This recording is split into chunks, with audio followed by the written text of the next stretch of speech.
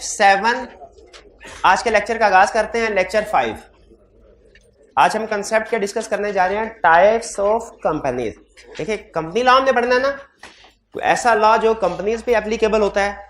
तो मैंने कल आपको ये बताया था कि under company law different types of company register करवाई जा सकती हैं और लॉ की कुछ प्रोविजंस ऐसी हैं जो एक टाइप ऑफ कंपनी पे अप्लाई होती हैं लेकिन दूसरी टाइप ऑफ कंपनी पे हो सकता है कि अप्लाई ना हो। इसलिए पहले हम टाइप्स ऑफ कंपनीज का कंसेप्ट सीखेंगे और इसके बाद आपने कोई भी दूसरा कंसेप्ट सीखते हुए इस चीज का ध्यान रखना है कि वो कंसेप्ट किस टाइप ऑफ कंपनी पे अप्लाई होता है। आप लोग कंसेप्ट सारे बिल्कुल सेट ठीक याद कर लेते हैं लेकिन ये भूल जाते हैं कि कौन सा कंसेप्ट किस टाइप ऑफ कंपनी पे अप्लाई होगा या किस पे नहीं होगा। और एग्जामिनर को चूंकि आपके इस वीकनेस का पता है, वो क्वेश्चन को ड्राफ्ट ही इस तरीके से करता है कि आप गलत डिसीजन कर लें।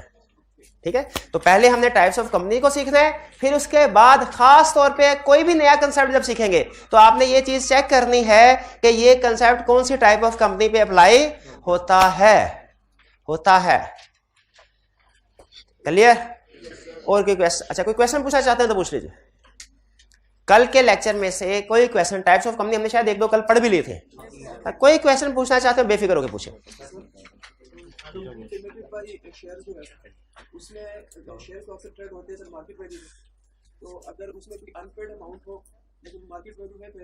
मार्केट वैल्यू हमारे पूरे कंपनी लॉ में इररेलेवेंट है। मार्केट वैल्यू से रिलेटेड जो भी कंसेप्ट्स हैं समझ लीजिए कैफ 7 के सिलेबस से बाहर हैं, सोचना ही नहीं। क्या आपके क्वेश्चन में लफ्ज मार्केट वैल्यू आ रहा है? यार खुदा का सुन लें यार, फोन जिसका भी आया, कभी इधर से आवाज आ रही है कभी उधर से आ रही है। क्लास में है, मस्जिद में थोड़ा ही जी मैं market value irrelevant. Shareholders liable होते हैं up to unpaid amount of shares held by them. On face value है, बिल्कुल ऑन फेस वैल्यू है, ऑन फेस वैल्यू ही है, बिल्कुल ऑन फेस।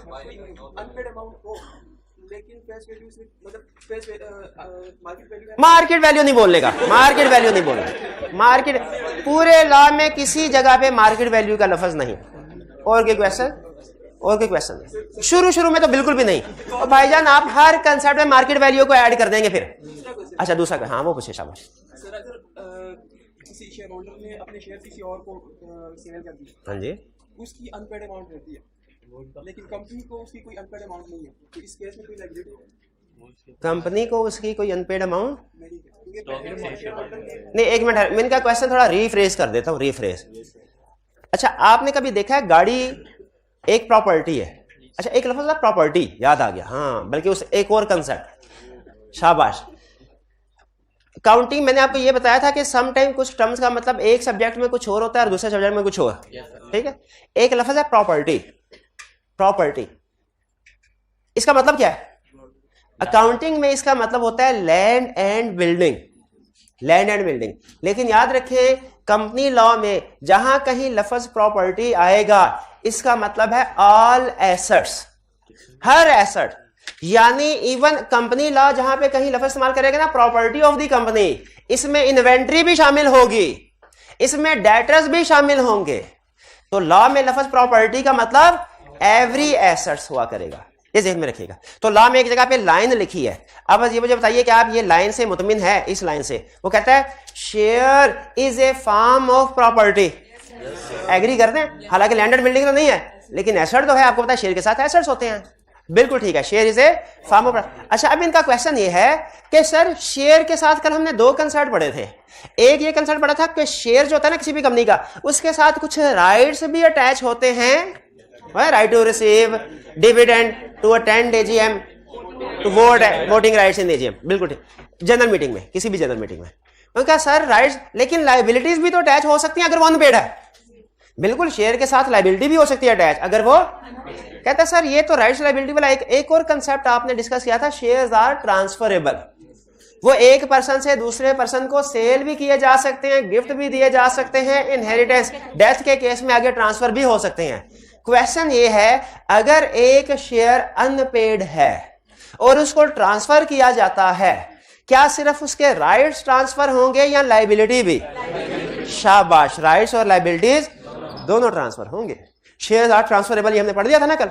शाबाश, तो ये प्रॉपर्टी वाली बात नोट कर लीजिएगा। और कोई क्वेश्चन? अनलिमिटेड कंपनी के बारे में भी कल मैंने कुछ कहा था। क्या कहा था? जितना बढ़ा दिया उतना काफी, बस। और एक और के बारे में भी पूछ, सिंगल मेंबर कंपनी। हाँ, सिंगल मेंबर कंपनी के थोड़ा सा एक दो बातें और आपको बता दूंगा, अनलिमिटेड की तो बिल्कुल भी नहीं। और की क्वेश्चन? सर वो अनपेड शेयर वाली बात है सर, वो अनपेड यानी कि किस तरह होगा, वो लाइक कम फेस वैल्यू पे लिया होगा? हाँ, कम फेस वैल्यू पे लिया होगा ना, उसकी किस्तें कराई होगी। पुराने जमाने में जब कोई बंदा कंपनी के शेयर खरीदता था और उसके पास पैसे नहीं होते थे, वो उसकी किस्तें करा लेता था। वो कहता था सर 10 रुपए का एक शेयर है ना, 10 रुपए का एक शेयर है, आप ऐसा कीजिए मुझे 1 लाख शेयर दे दीजिए, लेकिन मेरे पास सिर्फ 6 लाख रुपया है, किस्त कर दे। ठीक है, 10 रुपए के हिसाब से 1 लाख शेयर 10 लाख के बने, 6 लाख अभी पकड़े, 4 लाख आपको बाद में अदा कर दूंगा किस्त। तो इसमें अनपेड वैल्यू हो गई 4 के साथ। ठीक है, अब जो नया कंपनी लाया ना, जो शेयर होल्डर ऐसा करता है ना, उसको 1 लगाता है। जैसे वो कहता है अरे पागल, तेरे पास 6 लाख हैं तो तुझे 1 लाख शेयर खरीदने की क्या जरूरत है, 60,000 लेना। ये चीज तो अब का जो लॉ मेकर है वो कहता है हमेशा फुल्ली पेड शेयर इशू होंगे। अच्छा, अब मुझे एक चीज बताइए फिर लीगली, जब इस वक्त कानून ये है कि किसी भी कंपनी के सिर्फ फुल्ली पेड शेयर इशू होंगे, पार्टली पेड शेयर इशू नहीं होंगे, तो फिर आप लोगों को पार्टली पेड का कंसेप्ट बताया क्यों जाता है? हाँ शाबाश, क्योंकि कुछ कंपनी ऐसी है जो 20-25 साल पहले रजिस्टर्ड हुई है पुराने लॉ के मुताबिक, और उनके अभी भी पार्टली पेड शेयर चल रहे। नई कई कंपनी के नहीं चल रहे, पुरानी कंपनीज के अभी भी कुछ चल रहे हैं, इसीलिए आपको पार्टली पेड का कंसेप्ट सिखाया जाता है। आहिस्ता आहिस्ता ये भी खत्म हो जाएगा कंसेप्ट भी। जो अनपेड शेयर है उनके बिहाफ पे डिविडेंड हो, ये सारे राइट्स मिलेंगे कि नहीं? अनपेड शेयर के लिहाज से डिविडेंड वगैरह दूसरे राइट्स मिलेंगे, लेकिन जितने पैसे दिए हैं उस हिसाब से। ठीक है जी, और कोई क्वेश्चन? जी जी जी पूछिए। जी बिल्कुल, जब शेयर ट्रांसफर होता है, एक शेयर होल्डर दूसरे शेयर होल्डर को ट्रांसफर कर देता है, तो इससे कंपनी की सेहत पे कोई फर्क नहीं पड़ता। कंपनी ने सिर्फ क्या करना होता है, अपने उन शेयर्स के नंबर के आगे मिस्टर ए का नाम काट के मिस्टर बी का लिख देते हैं, बस। बाकी कंपनी को कोई पैसा नहीं मिलता। कंपनी को सिर्फ, प्रैक्टिकली बता रहा हूं कंसेप्ट, कंपनी को सिर्फ उस वक्त पैसे मिलते हैं जब कंपनी इनिशियली शेयर इशू करती है। उसके बाद जब शेयर होल्डर आगे किसी को ट्रांसफर करेगा ना, इसके पैसे कंपनी को नहीं जाते हैं, शेयर होल्डर को ही जाते हैं। और कोई क्वेश्चन? कोई क्वेश्चन नहीं, चलिए आज के कंसेप्ट की तरफ। जी जी अभी बताया पार्टली पेड शेयर को अगर ट्रांसफर कर दिया जाए आगे, तो क्या लायबिलिटी भी ट्रांसफर होगी? यस होगी। दूसरों के सवाल को भी सुना करें। और कोई क्वेश्चन? वो गारंटी वाली बात कर रहे थे, लिमिटेड बाय गारंटी की। हाँ जी, सर उसमें जो बताया था आपने कि वो मेंबर यानी कि जब छोड़ गया उससे पहले के कॉन्ट्रैक्ट्स का तो लायबल होगा। हाँ जी, लेकिन सर वो जो उसके जो इमीडिएट कुछ देर के बाद तक उसके वो इन्फ्लुएंस हो सकता है कॉन्ट्रैक्ट्स पे? नहीं। उन्होंने कहा सर कल आपने लिमिटेड बाय गारंटी में कंसेप्ट पढ़ाया था कि लिमिटेड बाय गारंटी में मेंबर्स लायबल होते हैं, ये बात समझ आ गई। फिर आपने 1 साल वाली बात की थी, आपको 1 साल वाली बात पता है कि जब कोई member limited by guarantee company को छोड़ेगा तो वो छोड़ने के 1 साल बाद तक भी लायबल हो सकता है कंपनी के उन डेट्स के लिए जो उसके छोड़ने से पहले लिए गए थे। ठीक है, उसके बाद 1 दिन बाद भी अगर कोई लिया है ना, तो वो लायबल नहीं होगा। ठीक है जी, उसी दिन लिया है तो वो लायबल होगा, क्योंकि जिस दिन कोई रिजाइन करता है ना, वो चीज समझा जाता है कि उस दिन। बहरहाल केस स्टडी में आपको वो कभी भी सेम डे की बात नहीं करेगा, यहां के 2-4 दिन पहले या 2-4 दिन बाद की बात करेगा। जी, अब आज के नए कंसेप्ट की तरफ चलें। चलिए हम स्टडी करें टाइप्स ऑफ कंपनीज। कंपनीज को ब्रॉड क्लासिफिकेशन 3 तरह से क्लासिफाई किया जाता है। एक, types on the basis of status, दूसरा types on the basis of liability, और तीसरा अदर कंपनीज। और फिर बार बार बता रहा हूं, आप बोर तो हो रहे होंगे, लेकिन कोई वजह है तो बार बार बता रहा हूं कि आपने टाइप्स ऑफ कंपनीज को ध्यान से याद रखना है। आगे चल के हर कंसेप्ट में सोचना है ये किस टाइप ऑफ कंपनी पे अप्लाई होगा, किस पे नहीं होगा। तो on the basis of status 2 तरह की कंपनीज हैं। और पूरे लॉ में सबसे ज्यादा जो टाइप्स ऑफ कंपनी डिस्कस होती हैं सबसे ज्यादा वो यही दो हैं, प्राइवेट कंपनी और पब्लिक कंपनी। प्राइवेट कंपनी और पब्लिक। अच्छा, पब्लिक कंपनी से मुराद ये नहीं है जो गवर्नमेंट की कंपनी हो, गवर्नमेंट ओन्ड, ठीक है। प्राइवेट जैसे होता है ना, बाजू का आपने सुना एक लफ्ज पब्लिक प्राइवेट पार्टनरशिप, इसमें पब्लिक से मुराद गवर्नमेंट होती है और प्राइवेट से मुराद प्राइवेट इन्वेस्टर्स होते हैं। वो पब्लिक प्राइवेट मतलब कुछ और है पार्टनरशिप, ये पब्लिक कंपनी प्राइवेट मतलब कुछ और है। पब्लिक कंपनी में भी प्राइवेट लोग होते हैं, प्राइवेट कंपनी में भी प्राइवेट इन्वेस्टर होते हैं। वो कंपनी जिसको गवर्नमेंट ओन कर रही हो ना, उसको हम कहते हैं पब्लिक सेक्टर कंपनी। तो पब्लिक सेक्टर कंपनी कोई और है, पब्लिक कंपनी कोई और है। जिस कंपनी को गवर्नमेंट ओन कर रही हो या गवर्नमेंट की कोई एजेंसी ओन कर रही हो, पब्लिक सेक्टर कंपनी होगी, ठीक है। वो कहते हैं अगर किसी कंपनी के 50% से ज्यादा, 50% को कभी वो कहता है 50% से ज्यादा को कभी को कहता है मेजोरिटी, और कभी कहता है मोर देन 1/2, ठीक है। मोर देन 1/2 मेजोरिटी या मोर देन 50%, इसका मतलब सबका एक ही है। अगर किसी कंपनी के more than 1/2 shares government own कर रही हो या उसके मेजोरिटी ऑफ डायरेक्टर्स को गवर्नमेंट अपॉइंट कर रही हो, तो हम कहते हैं ये पब्लिक सेक्टर कंपनी है। तो पहली चीज तो आपको पब्लिक सेक्टर कंपनी का कंसेप्ट बताया कि ये कुछ और है, पब्लिक कंपनी कुछ और है, इन दोनों को मिक्स नहीं करना आपने, क्लियर। पब्लिक सेक्टर कंपनी अलग कंसेप्ट, पब्लिक। अच्छा, पब्लिक सेक्टर कंपनी की डेफिनेशन में नीचे उसने कुछ मजीद 2 लाइंस लिखी हैं। पहले तो उसने ये बताया ना कि मोर देन 50% शेयर्स या मोर देन 50% डायरेक्टर्स की पावर हो, मेन कंसेप्ट यही है पब्लिक सेक्टर कंपनी में। फिर नीचे उसने कुछ 2 मजीद लाइंस लिखी हैं, वो लाइन आपने याद कर लेनी है, याद कर ले, समझने की जरूरत नहीं है। पब्लिक सेक्टर कंपनी की डेफिनेशन जहां पे भी होगी, जहां पे भी होगी, ये कहां पे है, पेज नंबर 6 पे, public sector company study tip last में। तो उसमें जो मेन कंसेप्ट है वो ऊपर 2 बुलेट्स पॉइंट में है, उससे नीचे जो 2 लाइंस है उनको आपने रट्टा लगा लेना है, सोचना नहीं है। वापिस आए, type of company. Main type of company जो डिस्कस होगी वो होगी प्राइवेट कंपनी, पब्लिक कंपनी, ठीक है। अब अगर प्राइवेट कंपनी क्या है ये सुन लीजिए। 3 कंडीशन बताई उसने, जिस कंपनी में तीनों कंडीशन तीनों पूरी हो रही हो वो कंपनी होगी प्राइवेट कंपनी, और जिसमें एक कंडीशन भी इनमें से पूरी नहीं हो रही पब्लिक कंपनी हो जाएगी। कंडीशंस क्या है? पहली condition, private company means a company which limits the number of members to 50, which limits the number to 50, which restricts the right to transfer its shares, which restricts the right to transfer its share, or which prohibits invitation to general public to subscribe for its shares and debentures। यहाँ कोई और redeemable capital भी, ठीक है। Redeemable capital रटा लगाने वाला लफ्ज है, बाकी हर एक लफ्ज को एक्सप्लेन करने लगा हूं प्राइवेट कंपनी में। प्राइवेट कंपनी ऐसी कंपनी जिसमें 3 कंडीशन पूरी हो रही हो। पहला, विच limits the number of members. Members किसको कहते हैं? ओनर्स को, बिल्कुल। शेयर होल्डर भी कह सकते हैं, बिल्कुल। थोड़ा सा फर्क है मेंबर्स में और शेयर होल्डर में, थोड़ा सा फर्क है, बल्कि वो फर्क भी आपको बता देते हैं।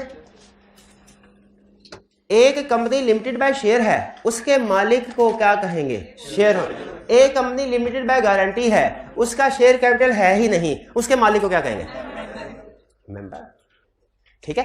तो लॉ ने एक ऐसा लफ्ज इजाद करना था जो दोनों तरह की कंपनी के मालिकान को कवर कर ले, तो वो लफ्ज है मेंबर, ठीक है। Member company limited by share के मालिक को भी कहा जाता है, कंपनी लिमिटेड बाय गारंटी के मालिक को भी कहा जाता है। तो लफ्ज शेयर होल्डर सिर्फ लिमिटेड बाय शेयर के लिए बोला जाएगा और लफ्ज मेंबर दोनों के लिए। तो इसीलिए लॉ में गैस कीजिए, ज्यादातर आपको कंपनी लॉ में कौन सा लफ्ज मिलेगा?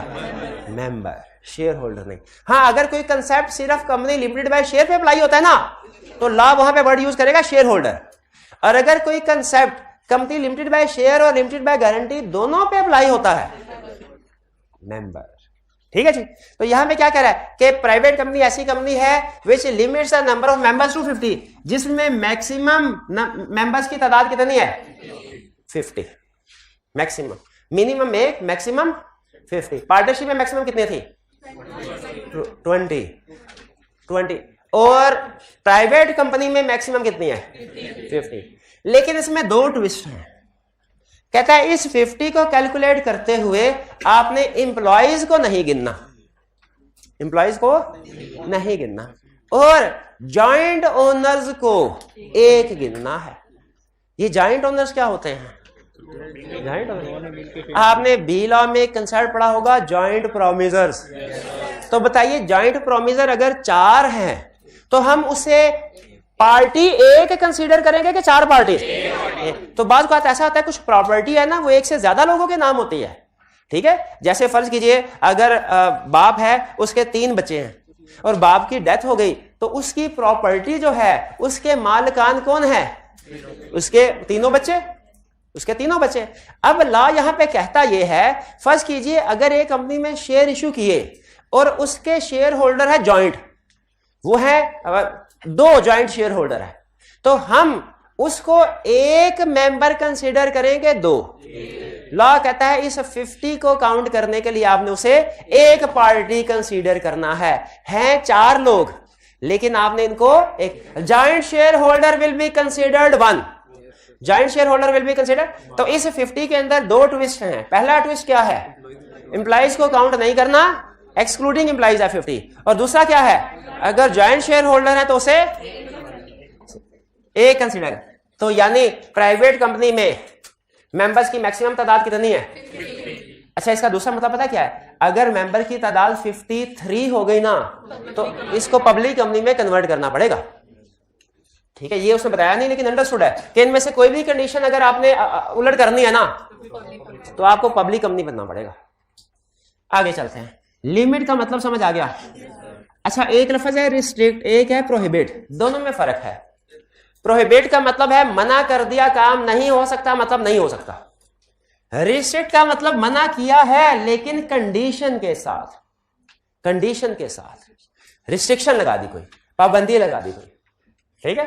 तो जैसे अगर यूं कह दिया जाए लाइब्रेरी में रात 9 बजे के बाद कोई भी एंटर नहीं हो सकता, ये प्रोहिबिशन है। और अगर यूं कहा जाए लाइब्रेरी में 9 बजे के बाद सिर्फ इसी कॉलेज के स्टूडेंट एंटर हो सकते हैं, ये प्रोहिबिशन नहीं है, ये रिस्ट्रिक्शन है। अगर कोई स्टूडेंट आके कहे भाई लाइब्रेरी में किसी को घुसने नहीं देते, तो ये कंसेप्ट ठीक है कि गलत? गलत। प्रोहिबिशन नहीं है, रिस्ट्रिक्शन है, दोनों में मतलब समझ। तो यहां पे लफ्ज इस्तेमाल कर रहा है रिस्ट्रिक्शन का, कि ये कंपनी रिस्ट्रिक्ट करती है राइट टू ट्रांसफर, यानी शेयर ट्रांसफर हो सकते हैं, प्राइवेट कंपनी में भी ट्रांसफर हो सकते हैं, पब्लिक में भी, कल पढ़ा है, फीचर्स में पढ़ा है। लेकिन प्राइवेट कंपनी के शेयर ट्रांसफर करने के लिए रिस्ट्रिक्शन है, इसमें रिस्ट्रिक्शन है।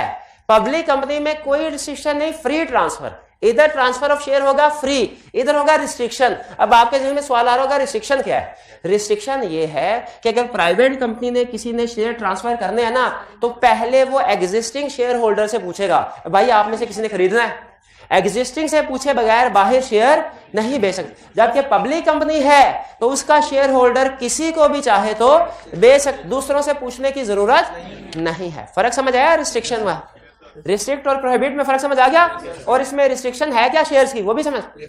तीसरा कंसेप्ट प्रोहिबिट, प्राइवेट कंपनी ऐसी कंपनी है which prohibits invitation to general public, जो नहीं करती, कभी नहीं करती, मर जाती है लेकिन नहीं करती एक काम।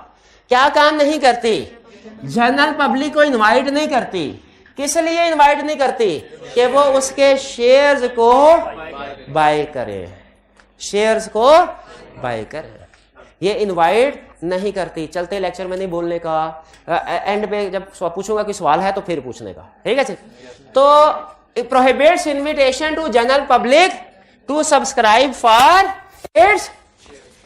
अच्छा, मुझे पढ़ के बताएं, शेयर्स लिखा है कि सिक्योरिटीज लिखा है?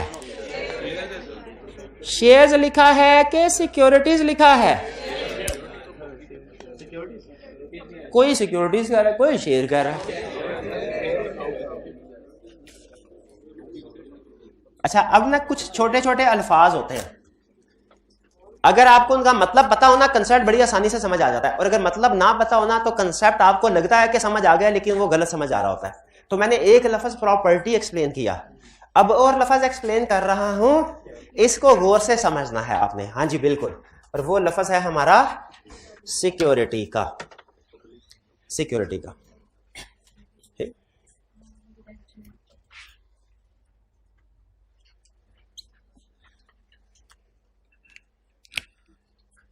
एक है लफ्ज सिक्योरिटी, सिक्योरिटी सिंगुलर फॉर्म, एक है लफ्ज सिक्योरिटीज प्लूरल फॉर्म।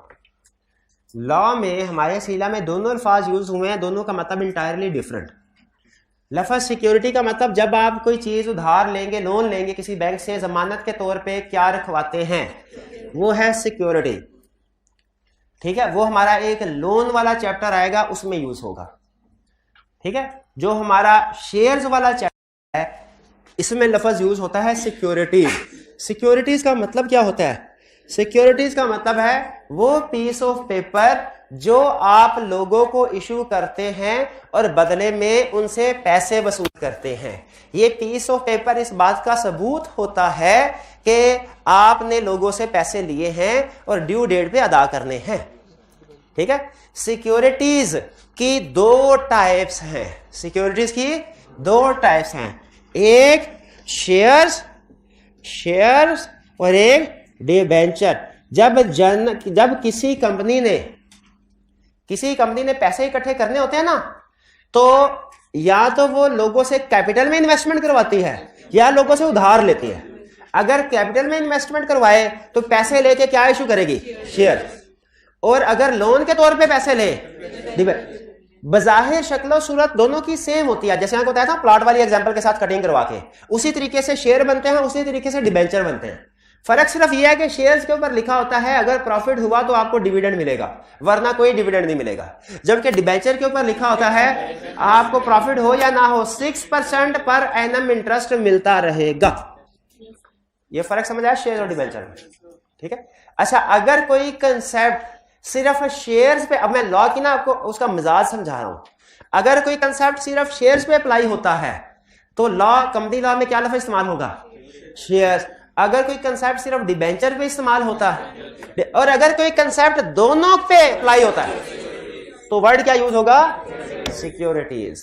यहां पे कौन सा लफ्ज इस्तेमाल हुआ है? सिक्योरिटीज, यानी शेयर्स भी डिबेंचर भी। आप चाहे तो यूं कह सकते हैं कि प्राइवेट कंपनी जनरल पब्लिक को शेयर या डिबेंचर इशू नहीं कर सकती। ये भी सेम, ये भी कह सकते हैं प्राइवेट कंपनी जनरल पब्लिक को सिक्योरिटीज इशू नहीं कर सकती, सिक्योरिटीज ऑफर नहीं कर सकती। अब डेफिनेशन को दोबारा देखते हैं इस पॉइंट को। कहता है प्राइवेट कंपनी ऐसी कंपनी है विच प्रोहिबिट्स, जो मना करती है, जनरल पब्लिक को इनवाइट नहीं कर सकती। जिसके लिए मना है, क्या मना है? जनरल पब्लिक को इनवाइट करना। किस लिए? कि वो सब्सक्राइब करे इसकी सिक्योरिटीज। या सिर्फ सिक्योरिटी का लफ्ज लिख ले या शेयर्स और डिबेंचर दोनों लफ्ज लिख ले। Securities is equal to shares plus debenture. और सब्सक्राइब का मतलब क्या होता है? पे करना, पे करना। टू सब्सक्राइब का मतलब पे करना या परचेज करना कह लें। सब्सक्राइब करने का मतलब क्या? लॉ में जहां कहीं वर्ड सब्सक्राइब आएगा इसका मतलब क्या है? पे करना या परचेज करना। तो इसका मतलब कंसेप्ट ये निकला कि प्राइवेट कंपनी कभी भी जनरल पब्लिक को शेयर या डिबेंचर इशू नहीं कर, उनसे इशू करना दूर की बात है, उनसे पूछ भी नहीं सकती कि आओ जरा बोली लगाओ कितने में शेयर खरीदते हो, कितने में नहीं। क्लियर हो गया ये? अच्छा, मेरा सवाल ये है, अगर प्राइवेट कंपनी जनरल पब्लिक को शेयर या डिबेंचर इशू नहीं कर सकती तो क्या इसका यह मतलब हुआ कि वो कभी भी शेयर या डिबेंचर इशू नहीं कर सकती? कर सकती है, जनरल पब्लिक को नहीं, स्पेसिफिक पर्संस को कर सकती है। स्पेसिफिक पर्सन किसको? फ्रेंड्स एंड फैमिली मेंबर्स को, फ्रेंड्स एंड फैमिली मेंबर्स को। यानी अखबार में इश्तिहार नहीं दे सकती, ठीक है, लेकिन 1 to 1 किसी दोस्त से, किसी रिश्तेदार से जिसके पास पैसे हो उनसे मुलाकात करके कह सकते हैं सर शेयर इशू करने हैं, कंपनी अच्छी है हमारी, खरीदते हैं। 1 to 1 करके फ्रेंड्स एंड फैमिली मेंबर को, रिलेटिव को शेयर भी इशू कर सकते हैं, डिबेंचर भी इशू कर सकते हैं, लेकिन जनरल पब्लिक को शेयर या डिबेंचर इशू नहीं कर सकते, अखबार में इश्तिहार नहीं दे सकते। 1 to 1 कोई बड़ा इन्वेस्टर है, उससे जाके मुलाकात कर सकते हैं। क्लियर हुई है बात? चलिए, यह था प्राइवेट कंपनी की डेफिनेशन, जिसमें तीनों पॉइंट्स मैंने आपको अपनी तरफ से पूरे पूरे एक्सप्लेन कर दिए। ठीक है, आप घर जाके रीड कर लीजिएगा। कोई एक लफ्ज भी ऐसा हुआ ना जो समझ में नहीं, आपने पूछना है, एक लफ्ज भी। ठीक है, प्राइवेट कंपनी क्लियर? अब कोई क्वेश्चन है तो पूछ रहे हैं, वो मेरे भाई जो दरमियान में पूछ रहे थे। इनिशियल पब्लिक ऑफरिंग ये क्या होता है? तो पता नहीं क्या होता है। आगे गिफ्ट हो सकते, शेयर्स गिफ्ट हो सकते हैं, बिल्कुल शेयर्स गिफ्ट हो सकते हैं, शेयर्स गिफ्ट हो सकते हैं। हाँ बिल्कुल, प्राइवेट कंपनी तो गिफ्ट करेंगे, आप किसी फैमिली मेंबर को करेंगे, आम आवाम को तो नहीं करेंगे। ठीक है वो जी बिल्कुल, हाँ कोई बात नहीं, लेकिन 1 to 1 मुलाकात करके उसको अगर कोई पर्सन हमारा ना फ्रेंड है ना फैमिली मेंबर, लेकिन बड़ा इन्वेस्टर है, उसे 1 to 1 मीटिंग करके प्राइवेट कंपनी शेयर इशू कर सकती है? इसका जवाब है यस, कर सकती है, कर सकती है, बिल्कुल कर सकती है। अच्छा, असल में इसके पीछे लॉजिक होती है। लॉजिक ये होती है कि अगर एक बंदे को प्राइवेट कंपनी शेयर इशू करना है, ये निस्बतन आसान होता है। आपको लग रहा होगा कि ये तो इसका डिसएडवांटेज है, लेकिन ये आसान है। अगर जनरल पब्लिक से पैसे इकट्ठे करने हो ना, तो एससीसीपी बहुत क्रिटिकल होता है, बहुत वो ध्यान रखता है। ये आपने शायद ये पिछले कुछ 5-6 महीने पहले एक स्कैंडल देखा होगा, अरबों रुपयों का था, B4U कंपनी। ठीक है, आज अभी कभी इफ्तारी से पहले थोड़ा जब रोजा खुलने का इंतजार कर रहे होंगे ना, 4-5 मिनट होते हैं, तो उसमें हाँ उसमें दुआ, बिल्कुल दुआ करनी है, बिल्कुल दुआ करनी है। 4-5 मिनट पहले दुआ करें, लेकिन 10-15 मिनट पहले आपने दुआ करनी है, या अल्लाह रोजा जल्दी खोल दे। B4U कंपनी स्कैंडल इन पाकिस्तान, इसकी थोड़ी सी सर्च कीजिएगा। इस तरह के स्कैंडल, इसमें बेसिकली एक बंदे ने लोगों को गलत बयानी करके, ग्रुप था उसमें लोगों से पैसे इकट्ठे कर लिए, और लोग जो थे वो, आपको पता है अब जब कोई अनाउंस करता है ना, इंग्लिश की एक कहावत है, too good to be true, ये सुनी आपने? जिंदगी में कभी कोई भी ऑप्शन आपको अगर लगे ना too good to be true, तो आपने ये नहीं सोचना कि मेरी तो किस्मत खुल गई है, नहीं, बल्कि ये सोचना ये कोई ना कोई ट्रैप है, कोई ना कोई ट्रैप है। तो ये लोग क्या करते हैं, स्कीम तो देते हैं टू गुड, ये कहते हैं आप हमारे पास पैसे लेके आए, 25 दिन में पैसे डबल, और ये करते भी हैं। वो कोई इंडियन मूवी थी ना, वो 25 दिन में पैसे डबल करते थे, क्या मीरों की स्कीम, कोई इस तरह की स्कीम। हाँ, इस तरह की स्कीम्स एक्चुअली होती हैं, पास्ट में भी होती रही है, आज भी हो रही है, आइंदा भी होती रहेंगी। थोड़ा थोड़ा सिस्टम बदल देते हैं, लेकिन बेसिक यही स्कीम होती है। तो जब लोगों से पैसा इकट्ठा करते हैं ना, तो एससीसीपी फौरन अलर्ट हो जाता है। वो कहता है कहीं ये कोई 2 नंबरी तो नहीं है कि ये लोगों का पैसा इकट्ठा करके मुल्क से बाहर भाग जाए। इसीलिए एससीसीपी ने बड़ी रिस्ट्रिक्शन लगाई होती हैं। ये देखिए, एग्जाम में अगर डेफिनेशन पूछेगा ना, तो डेफिनेशन के लिए तीनों पॉइंट्स अहम है, लेकिन अगर केस स्टडी सेट करेगा ना, तो ये पॉइंट सबसे ज्यादा अहम है, सबसे ज्यादा। ठीक है, तो कमीशन ये कहता है कि अगर आपने जनरल पब्लिक से, अगर प्राइवेट इन्वेस्टर से पैसे इकट्ठे करने हैं ना, तो खुद जाके जैसे मर्जी करते रहे, लेकिन अगर आपने जनरल पब्लिक को इनवाइट करना है कि आए और हमारी कंपनी में इन्वेस्टमेंट करें, तो कहता है भाईजान फिर आपको हमारे एक बड़ा स्ट्रिक्ट सिस्टम है, उससे गुजरना पड़ेगा। और उस सिस्टम की पहली रिक्वायरमेंट है कि अपने आप को पब्लिक कंपनी बनाए। फिर उसके बाद मजीद रिक्वायरमेंट है कि आपने लोगों से पैसे कलेक्ट करने हैं, तो अपना एक प्रोस्पेक्टस इशू करें। उस प्रोस्पेक्टस के अंदर ये इंफॉर्मेशन दीजिए, और खबरदार अगर एक भी गलत बात प्रोस्पेक्टस में लिखी ना, डायरेक्टर को फांसी दे देंगे हम। मुहावरतन कह रहा हूं, फांसी, ठीक है, लेकिन वो जो सलूक करते हैं वो फांसी बराबर ही होता है। तो इसीलिए केस स्टडी के पॉइंट ऑफ व्यू से सबसे अहम कंडीशन कौन सी है तीनों में? क्योंकि इसमें लोगों का पैसा इन्वॉल्व होता है। जनरल पब्लिक इंटरेस्ट जहां इन्वॉल्व होता है, रेगुलेटर अलर्ट हो जाता है। क्लियर जी? अच्छा आगे चलते हैं। Private company done. अब पब्लिक कंपनी कौन सी है? Not a private company. Exam में 3 नंबर के साथ क्वेश्चन आया, प्राइवेट कंपनी को एक्सप्लेन करें, तो फिर ये 3 पॉइंट लिख देंगे। और अगर 3 नंबर के साथ क्वेश्चन आया, पब्लिक कंपनी को एक्सप्लेन करें, तो 2 तरीके हैं, एक प्रेफर्ड वे, एक लेस प्रेफर्ड वे। पहला तरीका, आपने बताना है कौन सा प्रेफर्ड है कौन सा लेस प्रेफर्ड। एग्जाम में 3 नंबर का क्वेश्चन आया कि पब्लिक कंपनी को डिफाइन कीजिए। एक स्टूडेंट ने इन्हीं 3 कंडीशन को नोट करके लिख दिया कि which does not limit number of members to 50, does not restrict, does not prohibit. दूसरे स्टूडेंट ने पब्लिक कंपनी को पूछा, उसने पब्लिक कंपनी की यह डेफिनेशन लिखी, company which is not a private company, और फिर नीचे प्राइवेट कंपनी की डेफिनेशन लिखी, following companies consider private company, और वो पॉइंट एज इट इज लिख दिया। लीगली देखे ना, लीगली तो दूसरे वाला तरीका बेहतर है, क्योंकि पहले वाले तरीके में आपने अपना लॉ क्रिएट कर दिया, आपने जो कंडीशन लॉ में अपना ही लॉ एक तरह से क्रिएट कर दिया ना, जबकि दूसरे वाले में आपने अपना लॉ क्रिएट नहीं किया बल्कि उसको लिंक कर दिया। तो दूसरे वाला तरीका ज्यादा रिकमेंडेड, ज्यादा बेहतर है। क्लियर हो गई। और एक तीसरा तरीका छोड़ने का, सर एक तीसरा तरीका भी तो है क्या भाई, सर पब्लिक कंपनी पूछा है तो सिर्फ ये पब्लिक कंपनी की डेफिनेशन लिख के खत्म, तो 3 नंबर थोड़ी देगा इसके, इसका तो 1 नंबर भी मुश्किल से दे। भाई प्राइवेट कंपनी और पब्लिक कंपनी में फर्क समझ आ गया? क्लियर, आगे चले जी, शाबाश।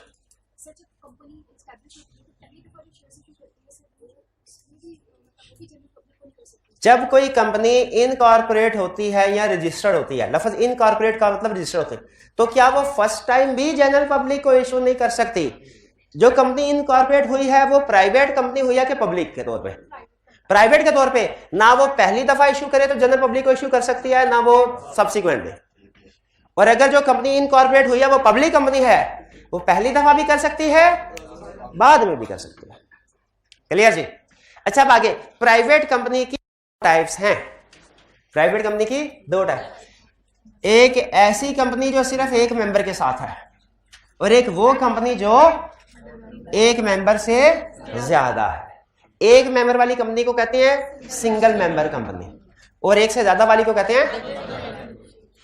अच्छा, इसके पीछे ना एक बड़ी वर्किंग थी, कंसेप्ट आपको बता रहा हूं रफली सा।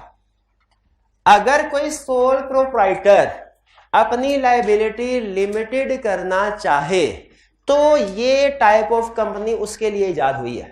ये टाइप ऑफ कंपनी किसके लिए इजाद हुई है? ऐसा सोल प्रोप्राइटर जो अपनी लायबिलिटी, वरना आपको पता है सोल प्रोप्राइटर और पार्टनरशिप में लायबिलिटी अनलिमिटेड होती है, लेकिन अगर कोई सोल प्रोप्राइटर अपनी लायबिलिटी को लिमिटेड करना चाहे, ये उसके लिए सिंगल मेंबर कंपनी।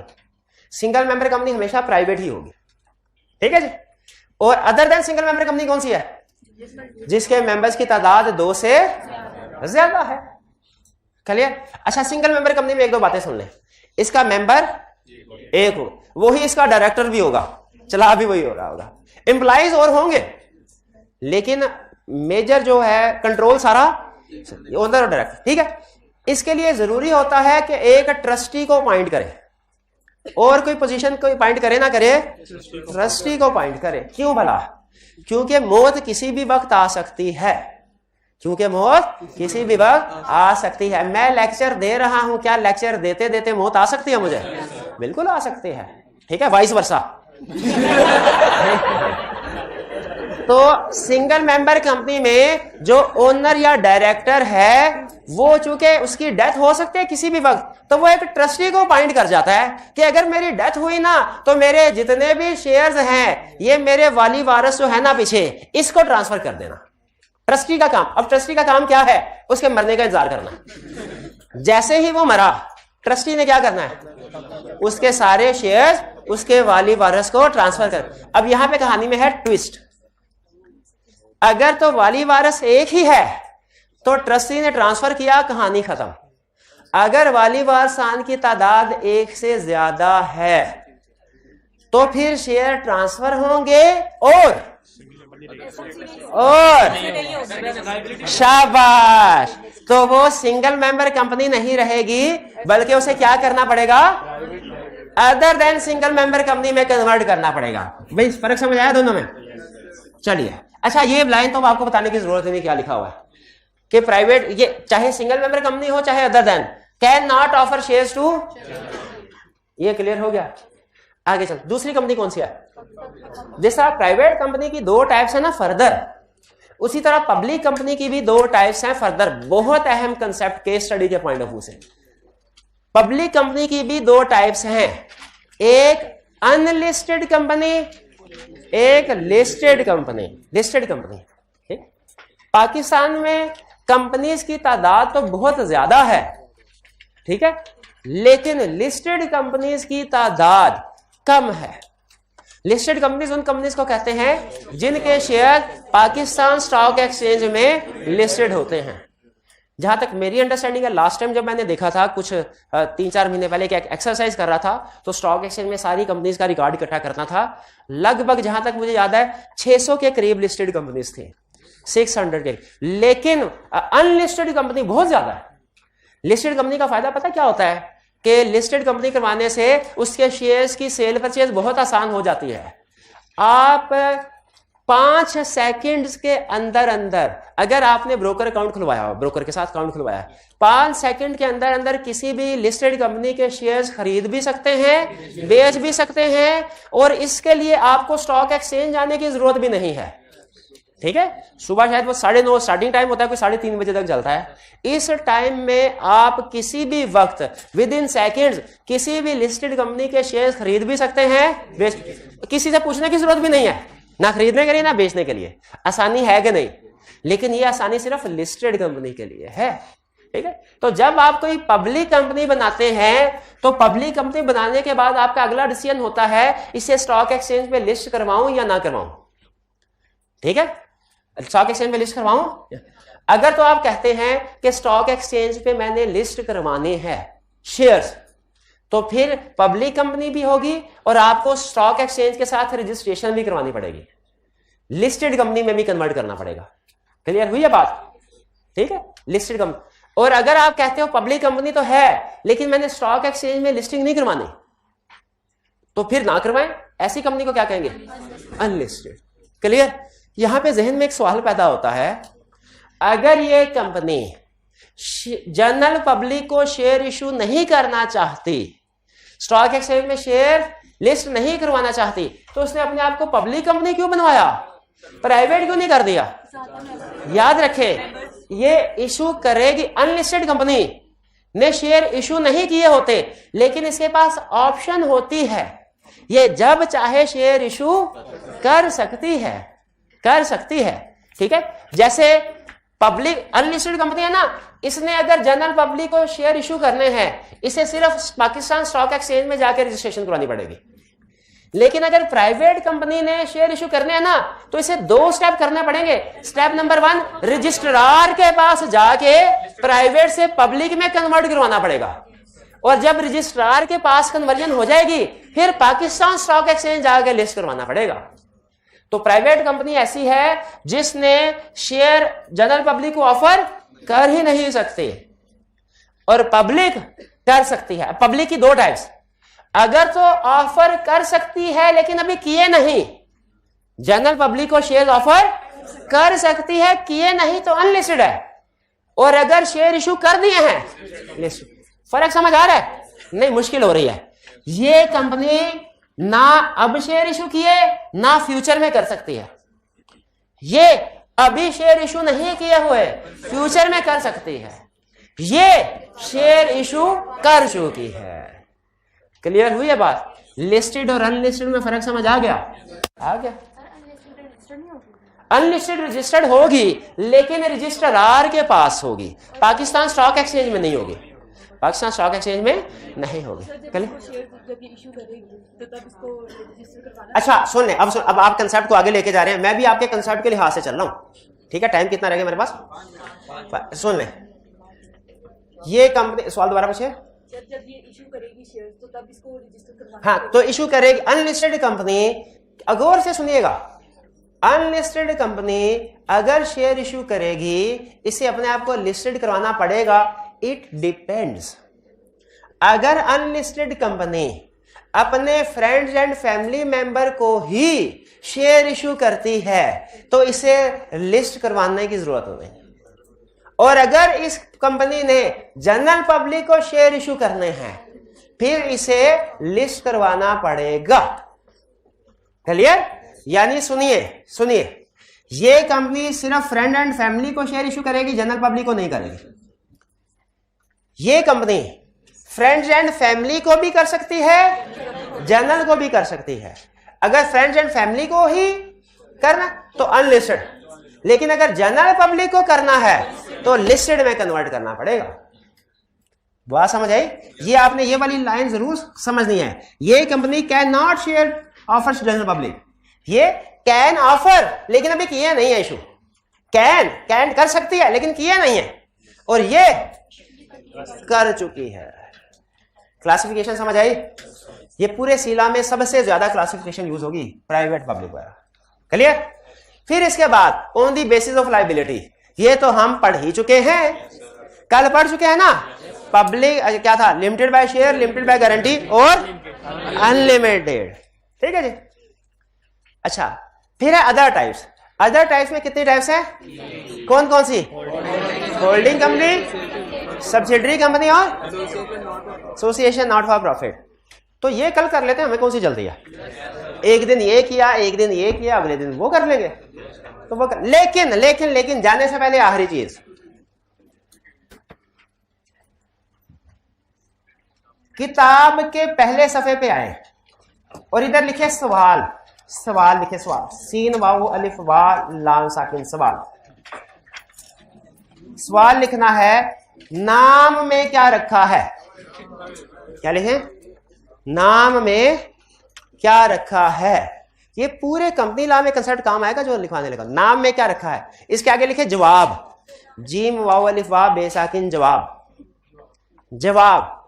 सवाल क्या था? नाम में क्या रखा है? जवाब लिखे type of company, type of company. यानी क्वेश्चन में आपको बताया था मर जाएगा, आपको ये नहीं बताएगा पब्लिक कंपनी है क्या प्राइवेट, लिमिटेड बाय शेयर है क्या लिमिटेड बाय गारंटी। यही तो उसने टेस्ट करना है आपसे। तो आप कैसे पहचानेंगे ये कौन सी टाइप ऑफ कंपनी है, ताकि उस पर उसका रूल लगाए। नाम, अब गौर से सुन लें। पहला, अगर तो नाम में हर कंपनी के नाम के एंड पे वर्ड लिमिटेड आएगा, what to be included at the end of name, हर कंपनी के एंड पे नाम वर्ड लिमिटेड आएगा। Limited at the end of every company except unlimited company, क्योंकि उसके नाम के एंड पे अनलिमिटेड आएगा। और एसोसिएशन नॉट फॉर प्रॉफिट, क्योंकि इसके नाम के एंड पे कुछ भी नहीं आएगा, सिर्फ नाम आएगा। क्लियर हुई है बात? तो मेन कंसेप्ट क्या बना? हर कंपनी, एक्सेप्शन को फिलहाल अगर आप पेंडिंग भी कर दें, मेन कंसेप्ट पिक करें, हर कंपनी के नाम के एंड में वर्ड लिमिटेड। तो मुझे बताइए बाबर और बाबर लिमिटेड में फर्क है क्या? Babar natural person, Babar limited artificial person. दूसरा कंसेप्ट, अगर कंपनी प्राइवेट है तो उसके नाम के एंड पे प्राइवेट का वर्ड ऐड होगा, प्राइवेट लिमिटेड, प्राइवेट ब्रैकेट में लिखा होगा। और अगर पब्लिक है तो कुछ भी नहीं लिखा होगा। यानी प्राइवेट कंपनी के नाम में प्राइवेट लिखा होगा, पब्लिक कंपनी के नाम में पब्लिक नहीं लिखा होगा। क्लियर हुई है बात? चलिए फिर इसके बाद, और अगर कंपनी लिमिटेड बाय शेयर है, लिमिटेड बाय शेयर है तो उसके नाम के एंड पे सिर्फ लिमिटेड लिखा हो। लेकिन अगर लिमिटेड बाय गारंटी है तो गारंटी लिखा होगा। यानी जिस तरह फर्क है ना प्राइवेट में और पब्लिक में, कि प्राइवेट कंपनी के नाम में लफ्ज प्राइवेट है, पब्लिक में कुछ नहीं, उसी तरह लिमिटेड बाय गारंटी के नाम के एंड पे और लिमिटेड बाय शेयर के नाम पे कुछ भी नहीं। कुछ समझ आई बात? अच्छा, और अगर एसएम सिंगल मेंबर कंपनी है, एसएमसी भी नाम में लिखा जाएगा। क्लियर?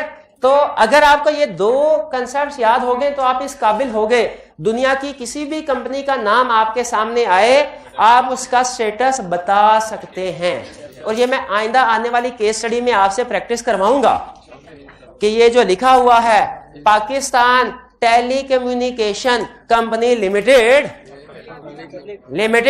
क्या ये पब्लिक है या प्राइवेट? पब्लिक कैसे पता चला पब्लिक है? नाम में लफ्ज प्राइवेट नहीं है। अच्छा, लिमिटेड बाय शेयर है कि limited by guarantee? Limited by, कैसे पता चला? क्योंकि गारंटी नहीं लिखा हुआ। अच्छा, सिंगल मेंबर कंपनी तो नहीं है, कैसे पता चला? सिंगल मेंबर होती तो एसएमसी लिखा होता। शाबाश, क्लियर हो गई ये चीजें? चलिए इसको आपने ध्यान में रखना है। कल इंशाल्लाह फिर हम अपनी final type of company discuss करेंगे। आज का लेक्चर यहाँ खत्म करते हैं हम। अल्लाह हाफिज।